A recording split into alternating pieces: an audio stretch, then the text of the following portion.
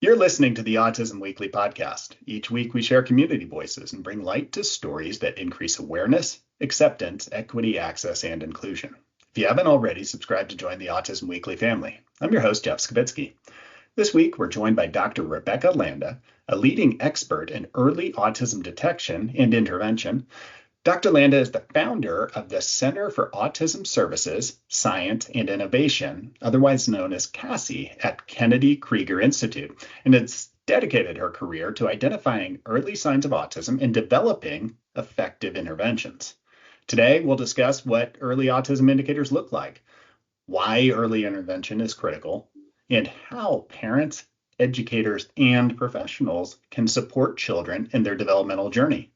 Welcome to the podcast, Dr. Rebecca Landa. Hello. Well, I'm excited to have this opportunity to chat with you because you've been guiding the field for many years on some of these subjects and helping for a lot of clinicians, families, and schools to really explore different models of care, but also identifying children earlier and earlier to be able to access these cares and start on their developmental path and helping them to really be empowered at an earlier age. But before we go into that, I'd love to hear what inspired your focus on early autism detection and intervention. Thank you. Yes, I mean, when I was in graduate school, I studied brain sciences in addition to communication sciences and child development. And so when I finished that, I practiced clinically, and then I took a postdoc in autism and psychiatric genetics. And my mentors, Susan Folstein and Professor Sir Michael Rutter in England, had done the first epidemiologic twin study of autism. And they had found that identical twins, 90% of the time, both of the twins are autistic if one of them is. And then if they're fraternal twins or dizygotic twins, then it was more like 10% of the time. But then what happens in the co-twin in those situations is that usually they had other developmental challenges. And so the two of them had gotten this cross-national study where they were looking at the familiality or heritability of autism in families of children with autism, so that you could look at the stressors of developmental disabilities on the family functioning. And so being a speech pathologist, when I would go into the homes of the families to do the testing of the parents and the individual who's autistic, the parents told me, my other child seems to be having some developmental challenges. So at that point, I started a line of research on siblings of autistic children. At the same time, I was doing brain research on teens who were autistic and looking at eye tracking and then vestibular ocular reflexes. Mm-hmm. And what I started to ask myself is, wait a minute, I've been told by my mentors that autism is autism at day one. And when the parents had been telling me that their child's autism characteristics didn't show up until like 1.5 years old, my mentors were like, Rebecca, they're wrong. They either missed it or they didn't have a neurotypically developing child to compare it to. So I just believed them. Mm-hmm. But when I started to study infancy, I wanted to get closer to birth so that I could understand what's coming into play first so that we could develop interventions and supports that would enable children to develop to their fullest. Not saying we're trying to eradicate autism. That's not the point. The point is, how do we help this child to, during this intense period of neuroplasticity, when the brain is developing its circuitry and its connections, there needs to be enrichment. And what if the child can't give that to themselves, right? So that's how I got into the infant early detection work. And what is the overall value of being able to detect earlier? I mean, you get obviously to be able to start working with a child back at a time where their neuroplasticity allows for almost more remediation of some of the developmental skills. But what happens over time if you're not detecting it early enough? Okay, so there's a phenomenon in developmental science, and it's called cascades, developmental cascades. And so that means that, let's just say that you know a certain amount of information, and that you can only learn the next thing once you know a certain amount of stuff, right? Hmm. And so, and if you don't know things, or you're not doing things to, like, help your caregiver know what you're interested in, so what they should be talking about to you, or if you're not sending signals to your caregiver that you're interested in interacting with them, you're kind of in some ways creating what kind of input your brain is getting. And so by detecting these early likelihood indicators of autism, we're able to help caregivers and parents know how to enrich the experiences of the infant so that the infant doesn't get stuck behind barriers um, that are not biologically necessarily there. I hope Hmm. I explained that adequately. Yeah, But no, yes, you definitely did. And I think that what you're describing also when I'm thinking through this as you're talking, it's almost like, if somebody isn't empowered with some of those skills to be able to kind of get to that next stage of wherever development would be bringing them, is that we probably create different ways of interacting with our environments or coping methodologies that maybe prevent us in the future or create blocks or barriers that then we have to try and figure out how to be able to solve around as individuals. Would that be pretty accurate? it's perfectly well said. Yes. So that makes it tough. And I mean, and maybe this is where autism treatment and what you're doing at Cassie kind of ties together, because autism treatment has typically been pretty siloed. It's been, well, I do this, I do that, I do this. But if you're identifying children at the age of 1, that's going to be very different treatment methodology than what I'd be doing at age 6 or even age 3. And so tell me about Cassie and kind of how you're looking at being able to identify early, and then also what that treatment path might look like, and what even that continuity of treatment might be. Sure. Well, one piece of information that I'd like to share with your listeners is that autism does tend to run in families. Now, you can have a de novo mutation of a gene that means that no, it's just happened, right? Because during cell division, something just happened. But 20% of younger siblings of autistic children will develop autism. And another 30%, at least another 30%, will have some developmental challenges in social and communication development. So, knowing that if you have a child who's autistic, you want to be taking active steps with the younger one, both in terms of the way you're playing with them, talking to them, enriching their experiences, and in terms of developmental surveillance, keeping tabs of their development. And so, in terms of what we do with treatment with a 1-year-old, is we really want to depend heavily on learning sciences and developmental sciences. And what we do with any child is that we use this concept that people can Google. It's called serve and return. And so that is whatever the child's looking at, you name it. Or if they're playing with a fire truck, grab another vehicle and imitate what the child's doing. 100% chance, if you do these things, children are going to pay more attention to you. And that means they have greater bandwidth of engagement and attention. And that is, they're ripe for, this is a teachable moment, right? So it's, that's one of the principles. But we're also we very much acknowledge this concept called embodied cognition, which is basically means hands-on learning. Children are learning through their bodies. And so we want to increase their ability to think of new ways to playing with toys and interacting with people and using their bodies and learning to use their bodies to be in synchrony with other people. Because when they're in synchrony with other people, they get more attention. Those are just some of the highlights. Is that what you were? Yeah, no, I mean it's putting into context. I think for me is just understanding that, at age 1, if we're going to be screening and really identifying that we have that next layer is that there's an actionable item to it. And I think that you described it really well. And quite frankly, on serve and return, who doesn't like talking or engaging on objects or things that they care about?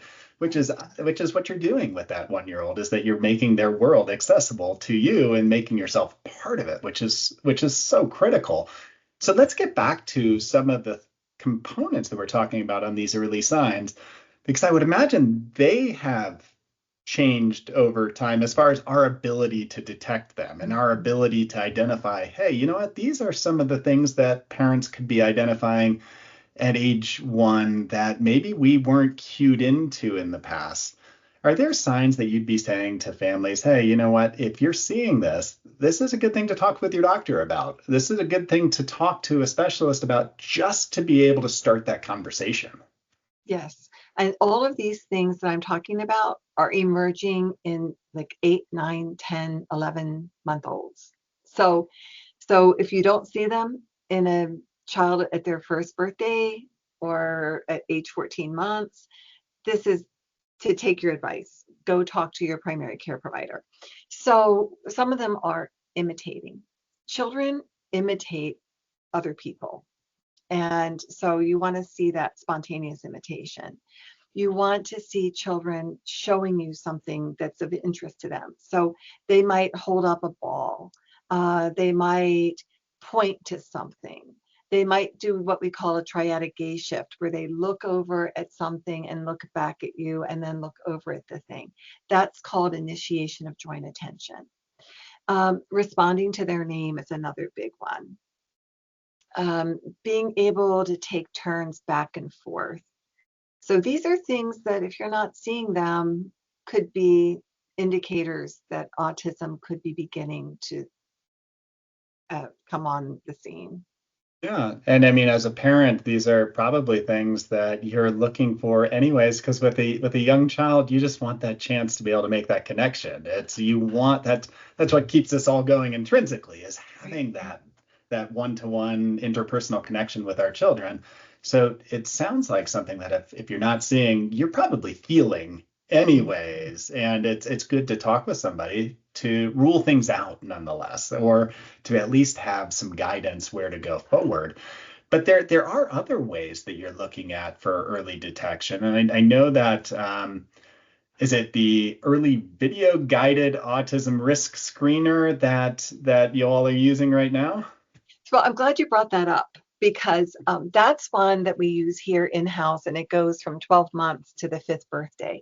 But we have a new one that is a first cousin of that, that's just on 1 and 2-year-olds, and it's called the Social Communication Interaction and Play Screener, or SCIPS. And people can search on SCIPS and then Kennedy Krieger Institute. And Krieger is Krieger, because we're actually doing a study right now where families anywhere in the United States can participate to help us know what where the cut points are for different ages. And so we need 2,000 children who are 1 and 2 years old, whether you have concerns or you don't have concerns. So that way we can help families know if children are developing as expected at their age. And I'd like to just say a couple of things about this that make it so special. One of the barriers to uh, screening is that, A, we don't have great screeners for 1 and 2-year-olds out there. Number two, we want a screener that can do more than screen for autism only, because there's lots of other things that fall into this space, like a language delay or delay in play development, things like that. And so this screener takes care of that. And then also, parents need a visual. And Mhm. so in this screener, you see short video clips of children who are neurotypically developing and who are showing signs of autism or other delays. And they're narrated so that you can see exactly what you should be looking at. And then after you see those videos, you answer questions about your child while those images are fresh in your mind.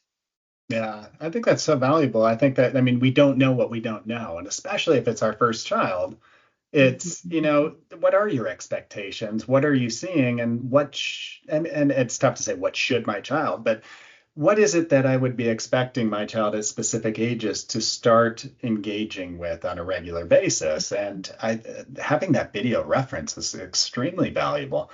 So, I mean, now you have the ability to start looking for earlier signs. You're helping to educate families on that piece. And there's a tool that you're looking at as well to be able to help really start to put this picture into the family's mind and give them that comparative sample. When somebody is needing treatment at that age of 1, I would imagine that that parental component is the most important piece to a treatment model, because not only are you working with the child and their interpersonal connection, which is with their parent at that point of age, but you're helping the parent. So is this all teaching a teacher almost thought process of how I'm going to actually start an intervention at that age? It is. And I think one of the most important things for parents to think about is to always let your child know that they are wonderful just as they are. And because those messages that you send through your touch, the tone of your voice, the language that you use with your child, what you do when they don't respond, and what you do when they respond in a way that wasn't what you were expecting, or if they're having a meltdown, those things, that energy that you put out with all that will stay with them a lifetime. And you want them to grow up no matter what where they are on the spectrum, or what their intellectual abilities are, or how verbal they are, knowing in their being that they are wonderful. Mhm. That's my biggest message I want to send out to the parents. Absolutely. And I mean, when we look at any sort of child out there, is that any healthy child is going to feel some level of esteem about themselves Mhm. and about their place in the world. As far as, where I'm at right now, I should be proud of who I am. And us as parents, we should be proud of our children and what they're accomplishing. And that's regardless of where they are on any sort of developmental skill set. It's a matter of this is their personality and who they can be. Treatment, I would imagine, in your point of view, would be just more about empowering that child to be able to kind of engage in what they want to do next, and to be able to accomplish all their goals versus changing them. Is that kind of how you view Well, treatment? so let me just say this. That's foundational. Hmm. That's sort of the macro, right? And then what we want parents to do is to learn some specific strategies that are principles Hmm. for their engagement with their child. Like, name what your child's looking at and touching. Expand, copy what your child's doing and expand it. Let your child create opportunities for your child to initiate. We don't want kids just to be responders and become automatons. We Hmm. want them to be actively thinking and finding new ways to explore with toys.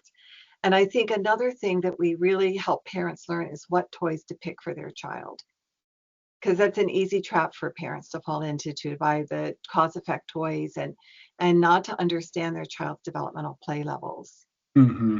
Yeah, and I mean, just every step of that process probably chips away at, just, how you're enriching the environment and how you're Mhm. creating a safe place for your child to be able to explore and start to develop those relationships. Does that change over time? Because you've done a lot of work as somebody is developing through their lifespan. And initially, it's that parent-child relationship and building trust and everything that's so important. But as the child moves on in their developmental trajectory, I would imagine treatment changes, who's part of their treatment plan and who's part of their environment in general changes. Like, now have siblings or friends or classmates. Like, so what do you see as far as helping for that transition from step to step? Is there Is there a role for preschools and for schools to be empowered with some of these clinical treatments that are out there to be able to kind of say, how do I enrich the child's experience with these? Yes, and you're right, because we always have to be anticipating what the child is going to need to be able to do next. And so not all, most children will be in school at some point. The earlier we can get them used to being with peers, interacting with peers, learning to be comfortable in the space with other children, the different kinds of sounds that happen there, and learning how to initiate with peers, learning how to follow the peers' lead, because not everybody's always going to follow your lead. Hmm. Learning how to sit during circle time, whether it's on a rocking chair, a beanbag, whether it's on a squishy cushion, or whether maybe they just stand up for a little while. Uh, all of that is critical. So we have a group-based intervention program here that we start kids in as early as like 22 months of age, just before their second birthday. And then they can be in this program until they turn 6. And what schools tell us is that they can tell the difference between kids who've come through this program and any other program. Now, mind Hmm. you, our program is only a couple of hours a day because we want them in their community settings for the other part of the day. Yeah.